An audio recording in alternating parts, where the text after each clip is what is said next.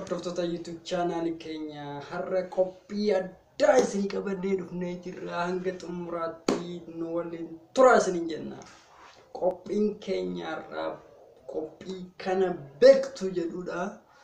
Qophiin kana beektu kuni maalirratti hundaa'a? Namoota addunyaa kanarraa sadarkaa tokko hanga 5 qaban ulfaatina sadarkaa tokko hanga 5 kan qaban isin daawwachiisna. Hanga xumuraatti nu waliin turaa. YouTube channel keenya subscribe godhaa, like gochuun dagatinaa. Kanaaf namni sadarkaa tokkoffaa irratti ulfaatinaan heaviest people of the world jechuudha. Sadarkaa tokkoffaa irratti argamu eenyu seetanii? John Brewer jedhama. Lammii Ameerikaa yeroo ta'u ulfaatinni isaa kiloogiraamii 635 ta'uun sadarkaa tokkoffaa irratti argama.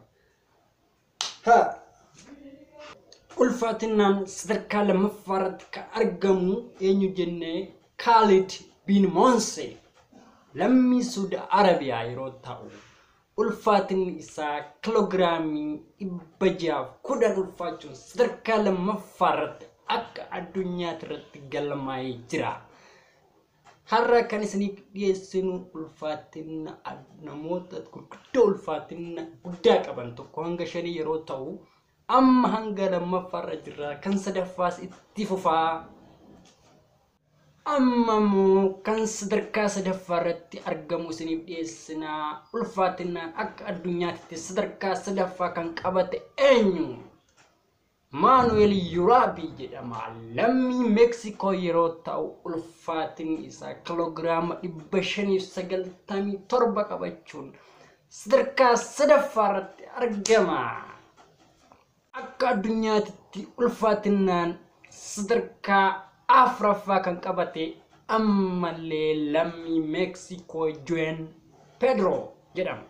Juan Pedro jechuun ulfaatinni isaa kiloogiraamii 595 ta'uun sadarkaa afuraffaa qabatee jira. Mexicoon sadarkaa 3 hanga 4 illee isaanuma ulfaatinaan akka addunyaatti namni ulfaatinaan sadarkaa afuraffaa qabate Juan Pedro Mexico 595. Sadarkaa 5ffaa irratti kan argamtu akkaataa nama ajaa'ibuun dubartiidha.